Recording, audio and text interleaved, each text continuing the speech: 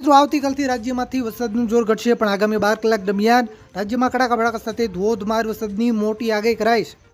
હવે આગામી 12 કલાક દરમિયાન કયા વિસ્તારોમાં ભારેથી અતિભારે વરસાદની મોટી આગાહી કરાઈ છે તેની વાત કરીશું. મિત્રો, હવામાન વિભાગની આગાહી વચ્ચે સૌરાષ્ટ્રના કેટલાક વિસ્તારોમાં મેઘરાજા તોફાની બેટિંગ કરી રહ્યા છે. રાજકોટ જિલ્લાના ઉપલેટા અને જેતપુરના અનેક વિસ્તારોમાં ધોધમાર વરસાદ પડ્યો છે. જૂનાગઢ, પોરબંદર, સાબરકાંઠા, અરવલ્લી, મોડાસા, ભિલોડા, બાયડ, ગીર સોમનાથ, વેરાવળ, કોડીનાર, સાવરકુંડલા, અમરેલી, રાજુલા, બગસરા, મહુવા, તળાજા, ભાણવડ, જોધપુર, ખેડબ્રહ્મા, હિંમતનગર, પાલનપુર, દાતા, લખપત સહિત અનેક વિસ્તારોમાંથી સારા વરસાદના સમાચાર મળી રહ્યા છે. મિત્રો, હવે આગામી 12 કલાક સુધી કયા વિસ્તારોમાં ગાજવીજ સાથે મુશળધાર વરસાદ તૂટી પડશે તેની વાત કરી છે, પણ તે પહેલા આ વિડીયોને એક લાઈક કરવાનું ભૂલતા નહીં. આવી જ રીતે આખું ચોમાસું વરસાદના સમાચાર સૌથી પહેલા જોવા માટે આપણી આ ચેનલને ખાસ સબસ્ક્રાઇબ કરવાનું પણ ભૂલતા નહીં. તો મિત્રો, ખાસ સમજો મિત્રો, પહેલા આપણે કચ્છના વિસ્તારોથી શરૂઆત કરીએ. મિત્રો, કચ્છમાં આગામી 12 કલાક દરમિયાન ખાસ કરીને ભુજ, નખત્રાણા, માંડવી, મુન્દ્રા અને જે ગાંધીધામ આજુબાજુના વિસ્તારો છે ત્યાં વરસાદની શક્યતા વધારે છે. આ વિસ્તારોના છૂટાછવાયા વિસ્તારોમાં સામાન્યથી મધ્યમ વરસાદ, તો એકલ દોકલ ટૂંકા વિસ્તારોમાં મધ્યમ કરતાં થોડો વધારે વરસાદ પણ પડી શકે. મિત્રો, સૌરાષ્ટ્રમાં અમરેલી, ભાવનગર, જૂનાગઢ અને ગીર સોમનાથ જિલ્લામાં ઓરેન્જ એલર્ટ જાહેર કરાયું છે, એટલે કે ભારેથી અતિભારે વરસાદની આગાહી છે. જેમાં ભાવનગર જિલ્લામાં ભાવનગર, પાલિતાણા, સિંહોર, મહુવા, તળાજા, ગારિયાધાર, વલભીપુર અને જેસર તાલુકાના વિસ્તારો હોય. અમરેલી જિલ્લામાં સાવરકુંડલા, રાજુલા, જાફરાબાદ, લાઠી, બગસરા અને ધારી તાલુકાના વિસ્તારો હોય.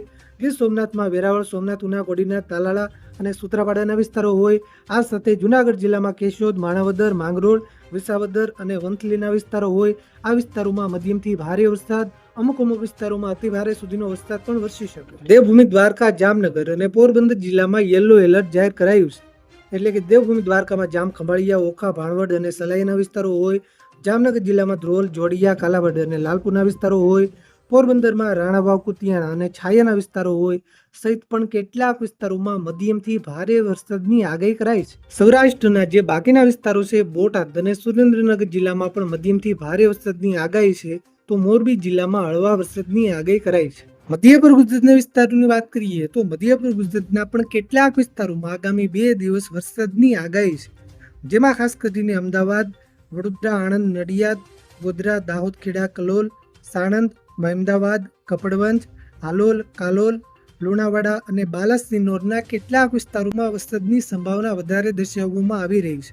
કેટલાક વિસ્તારોમાં હળવો વરસાદ, અમુક વિસ્તારોમાં કોઈ એવા સીમિત વિસ્તારો હોય ત્યાં સામાન્યથી લઈને મધ્યમ સુધીનો વરસાદ પડી શકે, તો એકલ દોકલ ટૂંકા વિસ્તારોમાં થોડો ભારે વરસાદ પણ પડી શકે. સુરત જિલ્લાની વાત કરીએ તો આગામી 2 દિવસ સુરત, બારડોલી, માંડવી, કામરેજ, ઓલપાડ, માંગરોળ, પલસાણા અને મહુવા તાલુકાના કેટલાક વિસ્તારોમાં વરસાદ વરસી શકે છે.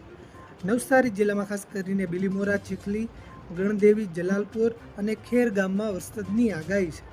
યલો એલર્ટ છે, એટલે કે મધ્યમથી લઈને ભારે સુધીનો વરસાદ પડી શકે. આ સાથે વલસાડ જિલ્લામાં વાપી, પારડી, ઉમરગામ, ધરમપુર, કપરાડા અને સારી ગામમાં પણ વરસાદની આગાહી કરવામાં આવી છે. આ સાથે તાપીમાં વ્યારા, સોનગઢ, વાલોડ, નિઝર, ઉચ્છલ અને ડોલોણમાં પણ આગાહી છે. આહવા, વઘઈ, સુબીર સાથે ભરૂચ જિલ્લામાં અંકલેશ્વર, જંબુસર, આમોદ, વાગરા, હાંસોટ, ઝઘડિયા અને નેત્રંગમાં પણ વરસાદની આગાહી કરવામાં આવી છે. આ સાથે નર્મદા જિલ્લામાં રાજપીપળા, ગરુડેશ્વર, તિલકવાડા, ડેડિયાપાડા, સાગબારા અને નાંદોદમાં પણ હવામાન વિભાગે મધ્યમથી ભારે વરસાદની આગાહી કરી છે. ઉત્તર ગુજરાતમાં આગાહી પ્રમાણે બનાસકાંઠા જિલ્લામાં પાલનપુરના વિસ્તારો હોય, સાબરકાંઠા જિલ્લો હોય, ગાંધીનગર હોય, મહેસાણા જિલ્લો હોય. આ સાથે અરવલ્લી જિલ્લાના પણ કેટલાક વિસ્તારોમાં, જેમાં અરવલ્લી, ભિલોડા, મોડાસા, બાયડ, મેઘરજના વિસ્તારો હોય, આ બધા જ વિસ્તારોમાં આગાહી છે. હાલ હળવાથી મધ્યમ વરસાદની આગાહી કરાઈ છે, તો અમુક વિસ્તારોમાં ભારે વરસાદ પણ વરસી શકે. પળે સમાચાર તમને આવી જ રીતે સૌથી પહેલા પહોંચાડતા રહીશું. તમારા વિસ્તારમાં વરસાદ છે કે નહીં, વિસ્તારનું નામ લખી નીચે કોમેન્ટ કરવાનું ભૂલતા નહીં. વિડીયોને તમારા બધા ગ્રુપમાં શેર કરજો, જેથી બધા ખેડૂત મિત્રો સુધી માહિતી પહોંચે. ચેનલને સબસ્ક્રાઇબ કરી લેજો, લાઇક કરવાનું ભૂલતા નહીં.